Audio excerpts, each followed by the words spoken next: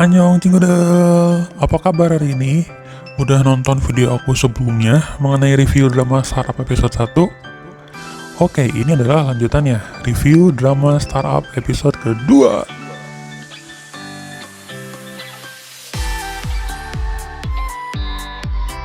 Sebelumnya, Inje mengundang Dalmi ke acara perusahaannya di hari Jumat. Nah, Dalmi ini ingin mencari dosan untuk membuktikan kepada Inje bahwa hidupnya ini baik-baik aja dengan memilih ikut sang ayah ketika kedua orang tua mereka bercerai. Nenek Dalmi meminta tolong kepada Ji Pyong untuk mencari dosan supaya bisa menemani Dalmi ke acaranya Inje.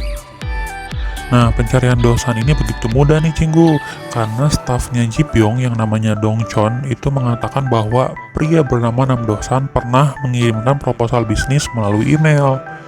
Akhirnya, Ji Pyong mendapatkan nomor telepon Dosan dan kedua temannya, Chulsan dan Yongsan, serta alamat kantor mereka bertiga yang namanya Samsan Tech.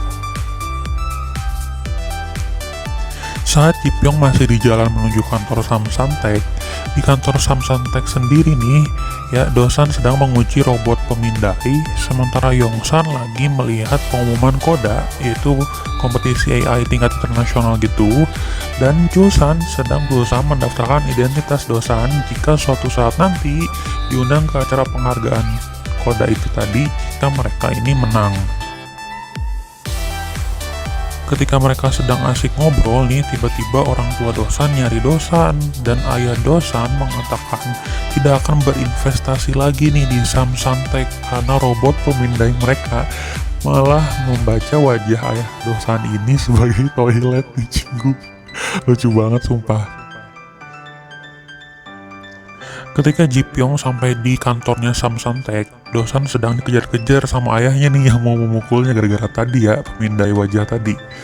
Nah, di sana Ji Pyong menyadari bahwa Dosan adalah pria yang balangsak Cinggu, balangsak sesunda ya nih, atau pria yang hidupnya tidak akan berhasil lah gitu Cinggu. Nah, karena ayah Dosan tidak mau lagi berinvestasi di Samsan Tech, akhirnya si Dosan ini harus menjual ya barang-barang yang ada di kantornya ya, kayak AC, PS, bola bisbol, dan lain-lain di situs jual beli barang bekas gitu. Kalau di Indonesia mah kayak OLX kali ya. Nah, Dalmi nih yang lagi cari tahu tentang Dosan ya, karena pengen ketemu sama Dosan dan bisa bawa ke acaranya Inje itu. Awalnya clueless nih, alias nggak nemu apa-apa ya. Dia udah nyari di Instagram, Facebook, Google gitu ya. Tapi setelah tiba-tiba cari di Google nih, kalau di Korea mah never kali ya, akhirnya dia nemuin nih Nam Dosan di situs jual beli barang bekas tadi yang ngejual bola bisbol tadi. Akhirnya Dalmi janjian nih buat ketemuan sama Dosan dengan pura-pura sebagai pembeli gitu deh Cinggu. Ketika Dosan udah mau nemuin Dalmi, udah deket banget nih jaraknya ya, tiba-tiba Ji Pyong dateng ngadang nih Cinggu. Ji Pyong bawa kabur Dosan supaya nggak ketemu sama Dalmi. Nah, Ji Pyong ini ngejelasin semua tentang Dalmi ke Dosan dan minta tolong ke Dosan supaya berpura-pura sebagai cowok yang ada di surat-surat yang Dalmi tahu dengan imbalan uang. Tapi Dosan nolak nih Cinggu, dia nggak mau uang, maunya tuh masuk ke sandbox. Dalmi yang nggak jadi ketemu sama Dosan, akhirnya dia balik ke kantor. Dia dipanggil sama atasannya nih Cinggu karena sempat membuat rekor penjualan 100 juta produk 10 juta produk di kantornya Dalmi, tempat kerja dia. Nah, Dalmi akhirnya nih mikir, wah bakalan dijadiin karyawan tetap nih dia ya gitu. Tapi setelah ketemu sama atasannya, Dalmi malah disuruh resign dari tempat kerjanya dan masuk lagi karena kontrak dia tuh habis. Jadi nggak bisa diperpanjang kontrak dan juga nggak bisa diangkat sebagai karyawan tetap ya. Jadi harus resign dulu gitu. Dan juga nih si atasannya cuma ngasih hadiah dari rekor penjualan tadi yang 10 juta produk itu dengan voucher makan 30.000 won nih Cinggu. Makan ayam geprek bensu juga cuma dapat 1 porsi kali ya. Masuk ke sesi yang penuh bawang nih Cinggu. Aduh, tapi dikit doang ya. Jadi pas Dalmi lagi jalan pulang nih ke rumah, hak sepatunya itu copot Cinggu. Dan pas sudah nyampe rumah, nenek Dalmi nih beliin sepatu baru warnanya coklat Cinggu.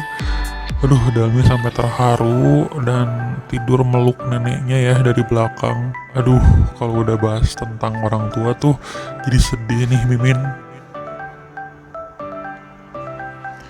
Dosan yang lagi bengong nih, bengong ganteng gitu ya, ngeliatin surat-surat Dalmi. Akhirnya dia memutuskan buat datang nih nemuin Dalmi di acaranya Inje. Karena kata-kata Dalmi di salah satu surat yang nyebutin bahwa Dosan tuh kayak kotak musik, yang cantik gitulah kotak musiknya ya. Entah suara di dalamnya jelek atau bahkan gak bunyi sama sekali, yang penting kehadiran Dosan di hidupnya Dalmi tuh udah cukup membuat hidupnya Dalmi tuh indah gitu. Akhirnya Dosan minjem setelan jas milik Julsan sama Yongsan dan potong rambut nih biar makin ganteng ya, supaya dia bisa kelihatan kece lah ya pas datengin di acaranya Inje itu. Nah terus akhirnya dia datang nih ke acaranya Inje. Jipyong juga sama-sama datang nih. Jipyong datang ke acara itu juga dan mau nyamperin Dalmi, tapi malah kalah gercep nih Cinggu. Dosan keburu nyamperin Dalmi dengan penampilan yang super gantengnya dan menyita perhatian orang-orang di sana nih Cinggu. Jipyong mau nyamperin Dalmi nih karena ingat kebaikan neneknya Dalmi ya gitu, pas lagi lihat sepatu yang pernah dikasih sama neneknya Dalmi itu.